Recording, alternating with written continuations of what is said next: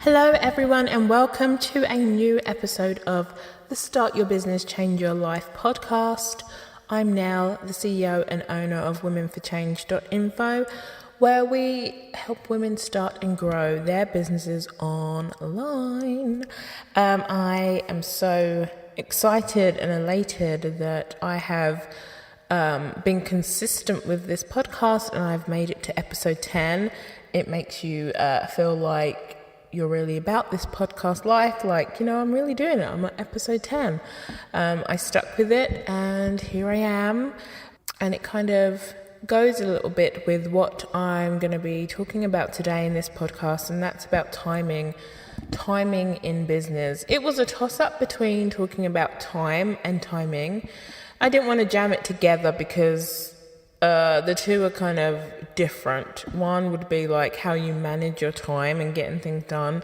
And what we're talking about today is timing, timing of releasing projects and timing of when things are let out there. So I'm going to do timing in this episode simply because I'm inspired to do it. Last week, I believe, Solange Knowles, Beyonce Knowles' sister, and an amazing singer and songwriter in her own right, released an album and is called Seat at the Table. And I've written a blog post about this too, so you can go ahead and check that out on the blog. It's just a digital release. Now I believe it's not coming out in stores and stuff until November. It's kind of like a quiet digital release that she just announced, hey, by the way, my album's out on iTunes and Tidal and all that good stuff. So I'm a Tidal fan, so I downloaded it from Tidal and I took a listen. I liked her Hadley Street Dreams album, which was, I think the one before the last one. So I liked that one. So I thought, let me give it a shot. And I was so pleasantly surprised. The timing I felt was absolutely perfect. And it made me think about timing in business because obviously it's music, it's art, but it is also a business.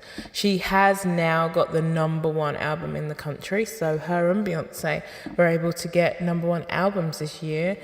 So that's great for their family. I bet Christmas and stuff is going to be good for them, celebrating. So on to how I think, what made me be inspired to think about timing in business. Solange, that is, also put up a post about her behind the scenes documentary that I watched, and it said she basically moved away to some remote town in Louisiana back in 2013. So this project is like a 3-4 year project. And it made me feel about the current climate of online business where we see people be successful. I've got an Instagram account and I grew it in 6 months to 1 million followers. And so, I'm earning this much, and it's so microwave, it's so fast food and now. And I think us as entrepreneurs or people who want to start their own business get into the mindset of wanting and needing to have success now and not actually nurturing a project and thinking about timing. Now, I think there is a fine line between procrastination and perfection when it comes to timing. When something's taken a little bit too long, we need to think, are we procrastinating here, or are we trying to release something in a perfect timing? I think it's a gut instinct thing. I think it could be measured depending on certain elements, depending on what your business is, but then it's also a gut instinct thing. And I guess with Solange's music and her releasing the album now, I guess it was just things came together, it was complete. And then the climate of race relations and things in America at the moment kind of made it a perfect time to release the album now. Do you know what I mean? I think it is definitely a mix of gut instinct and the stars aligning for you, but then also a measured kind of strategy of thinking about what elements make it the best time to release a new product or project. So bringing it back to something that I've had experience with, I, like many entrepreneurs, have so many ideas, and I don't think ideas are really that amazing unless you take action on the right one. I read somewhere that Richard Branson jokingly did a April Fool's Day joke where he joked about basically what came to be the iPod back in like 1985 or 9. He did that, and then Steve Jobs was in the room and picked up on it and kind of put that in his pocket for like 15 years later on.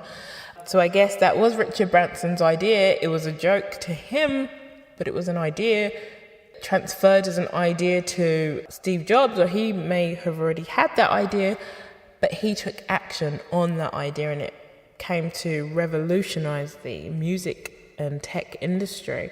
So that's my take on ideas being only worth the action that you put behind them. So entrepreneurs have many ideas. I have many ideas. And how do you decide which ideas to go with and which ideas to not? What idea to go with first? Because I'm also a firm believer in focus. You know, I think you can do more than one thing, but I don't think you can do more than one thing at the same time.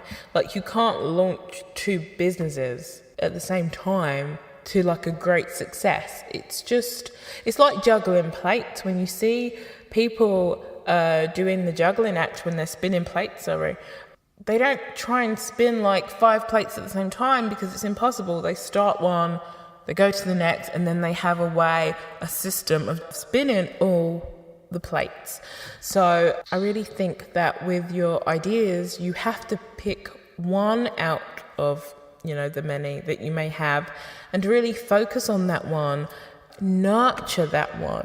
You don't always have to rush something. And you don't always have to procrastinate on it also. It is a very fine line, like I said before, between procrastination and perfection. And I think that you have to have a plan. Have a plan for your idea. Make sure that you have steps within the plan, actionable steps, and that you're taking a consistent effort towards accomplishing the steps within your plan. And I think along the way, things will happen for you, the stars will align for you, in that your project or product is released when it's meant to be released. The point I'm trying to get across with timing is on 2 ends of the scale. Don't feel like you have to rush. Don't feel like you need to be a success today or tomorrow because you see somebody, they're boasting that they started their Instagram account 6 months ago and they've already got 100,000 followers. If you're not doing this and you're not, a serious entrepreneur, you're not this, you're not that. That's their sales pitch because they're trying to get you to buy their services. So in summary, what you really need to do is find a healthy balance. You don't want to be so on one end of the spectrum where you're constantly comparing yourself with other people and their success and thinking that it needs to be so fast and you need it now.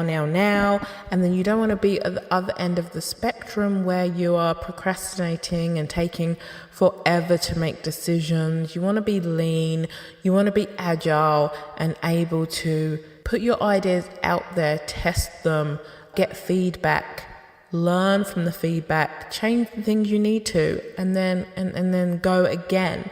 That is really the key now with online business to be that kind of lean startup. And I am reading that book right now, which is kind of given me that insight to having that approach to starting your online business. So I think that definitely is the approach to go for. We do just have that little thing on our shoulder where we do compare ourselves with people that we see online. And like I mentioned before, they are trying to sell their services. So they're showing you, hey, I grew my Instagram account, in 6 months. You can too if you buy my services. That's their business. That's their hustle. Just bear in mind, you don't know all the elements of how they got to where they got to. So don't. And that's with all areas of life. So don't compare yourself to anybody else. It's not worthwhile. Just do you. Just do you. Make sure you're putting in the consistent effort, and over time you will get that success. So when it comes to timing, just make sure you are setting your goals. You've got a plan. You're following the plan, and you are being lean and not comparing yourself to others. So that's all from me today, and thank you for joining me, and woohoo, episode 10.